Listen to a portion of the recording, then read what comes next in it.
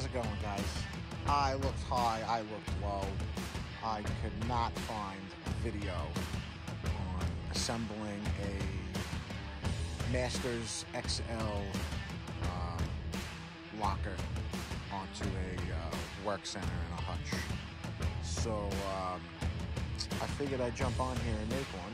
Bear with me, I'm not really good at making videos, but I already started, and I caught myself and I was like, hey, you know what? I said I was going to make a video, let me make a video. So this is an older KRL1025. Purchased it in 2004. 19 years old. It's in phenomenal shape.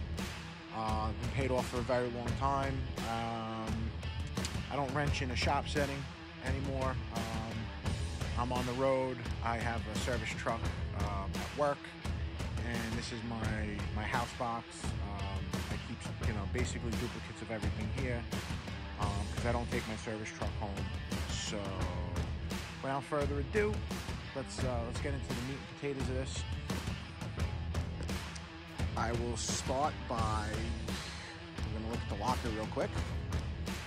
And this is the Masters XL to match up with the Masters XL Hutch, which is 3 inches taller, 4 inches taller. And this is one of the first to come out with the power drawer. I went power. It was only, I want to say, a $600 option. It didn't make sense to not get one, not to get power in there. The only thing I don't like about this is there is no strut to hold this open. I'm gonna have to buy that separate. So that being said, I'm gonna mount it on this side. When we're done mounting it, we're gonna flip it over. I do have a nutsert kit, but it's at my buddy's house. They do give you a kit to install nutserts. So step one is obviously read the instructions front to back and follow any safety precautions that they tell you. If you tip your work center over onto yourself, don't come and sue me. So without further ado, we'll get moving along. If you have a handle on this side, obviously you have to take the handle off. And the snap-on is nice enough that they give you a high-speed steel 17/32 drill bit. Comes in a kit. And the first order of business is going to be to enlarge the holes where the handle is supposed to go. So I already started drilling this one, and I was just test fitting it. There's 2 layers of steel here. It does bite a little bit, so my recommendation would be to spin the drill at high speed and take small bites, so that way it doesn't bite into it. I had to file that out with a rat tail file. Before I put the nutserts in, I'm going to hit the inside of this with a little touch-up paint that I have. So I'm going to have to do this hole and this hole, and then the older boxes, they give you instructions on drilling mounting holes on the bottom. So I'll get those holes drilled up, and that'll be our next step. So this thing is going to get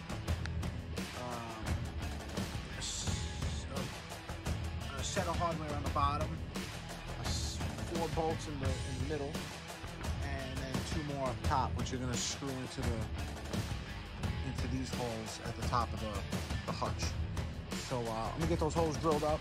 I'm gonna cut the video here, and then I'll pick up where I left off. Well, first word of caution: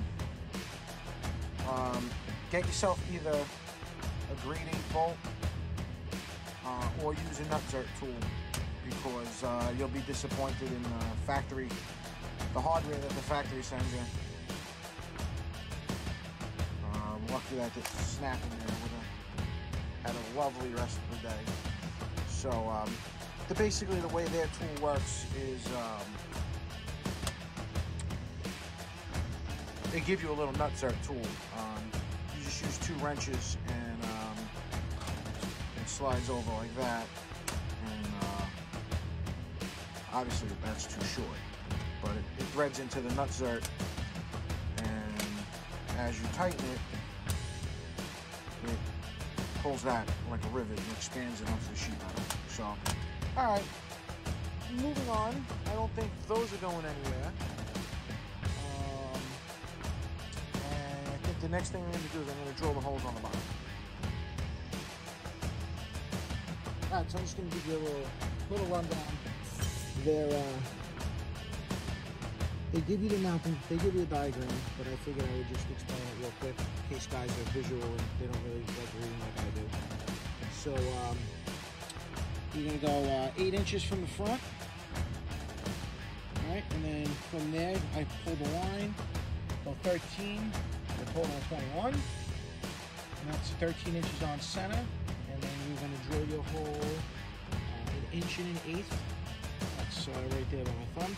1 inch and 1/8 from the bottom, and 2 holes. And if you really wanted to, you could probably follow the mounting holes on this side. So just make sure you center punch, and I'm probably going to drill this in 2 passes.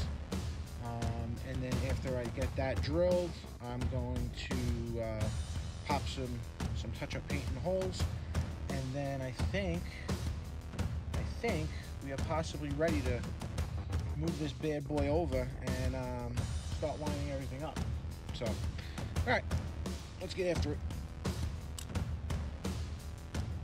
All right, boys, got a little ahead of myself. I forgot the video apart.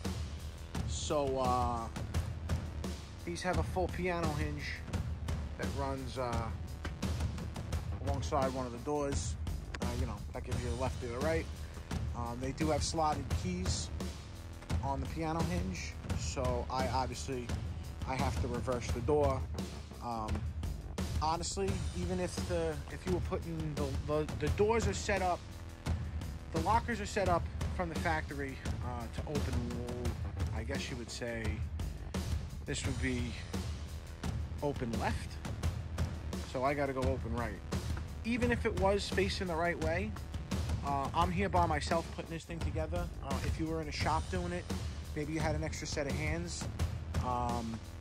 Having the extra weight of the door probably wouldn't be an issue. But taking the door off literally took 2 seconds. I just threw a moving blanket down. There's a whole bunch of just 1/4 inch sheet metal screws. You back this one off. You'll see there's a keyway there. You just back this one off, and then you take the rest of them off,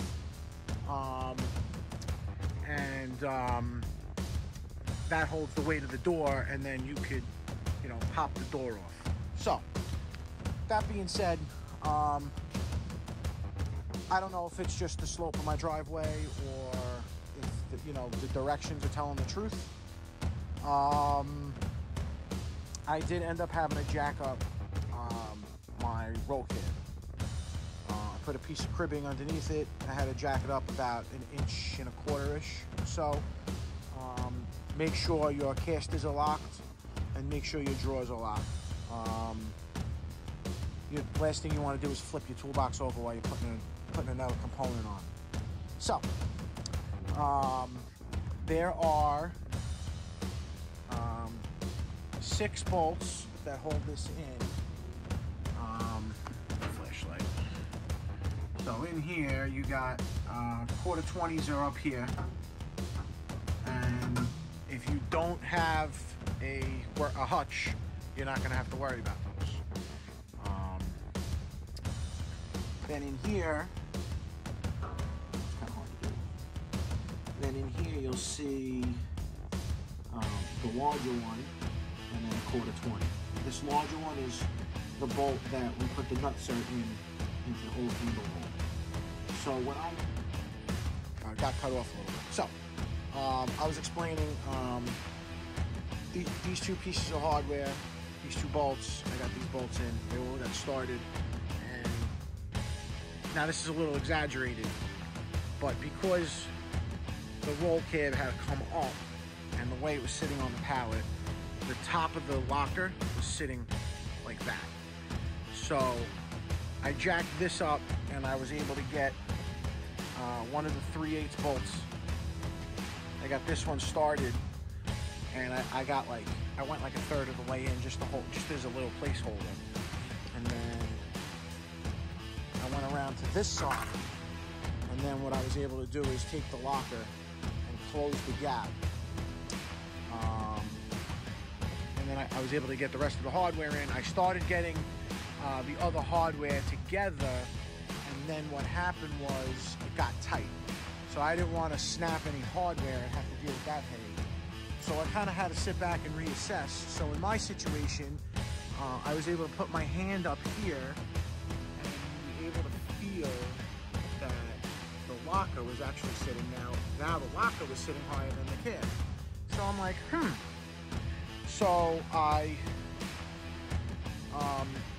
took a little pressure off of the floor jack, and it was kind of loose. And then what I did was, it might sound contrary to making any sense, I loosened the hardware a little bit, and everything kind of like settled into place, and I was able to really push the locker into the toolbox, and once the gap closed, the hardware was just easy peasy. So as it sits right now, the toolbox and the hutch have all the weight of the locker. I'm gonna have to work on getting that piece of wood out next. The other one came out no sweat. Just be careful when you take these out, because they are sharp as shit.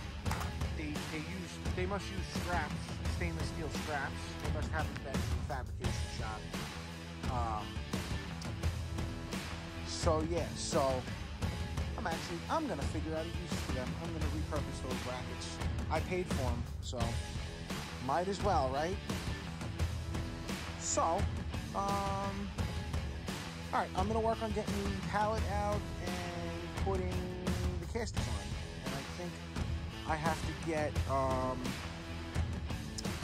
the bottom 2 bolts in, and then I have to figure out how to get one of these drawers out, because when I was tightening this, I thought I had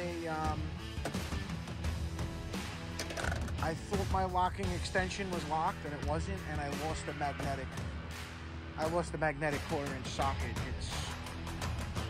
It fell in the wall of the locker. So yeah, great, thanks. Another thing for me to worry about. Anyways, let me go on to the next step, and then hopefully we can wrap it up in the next segment. All right, so I got the casters on. Those just take 4 3/8 bolts. They go on the outside position. I did have to put a piece of cribbing underneath and take a little weight off of them in order to be able to swing the casters up. I did talk to my dealer when I first ordered this back in October about replacing the front ones, so I don't have like one really nice one and 2 shitty ones, but it is what it is. So I'm gonna get the door on, and then I'll set the inside up. All right, so little update. I had a couple rolls of LED lights. I just ran a strip around because I said, you know what, if I don't put this in now along with this light, I'm never gonna put the lights in there the way I wanted to. I'm gonna try to make all this look nice. Yeah, I don't know. Hopefully we get it done. My goal for today is to tidy up the lights, get the door on, and get her set in place, and shoehorn her in there. All right, so when you go to flip the door, you got to move the magnets that hold these shut. They have these little tabs on them that are a pain in the ass. I had to use a punch. I mangled this one, so this one's gonna have to get replaced. But hopefully this video is gonna help you guys when you put yours together. You can see where you gotta hit it with the punch. All right, so here you can see I got the door on, and it literally is being held in with just 2 screws right now. So now I'm gonna fill in all those holes, and that's pretty easy.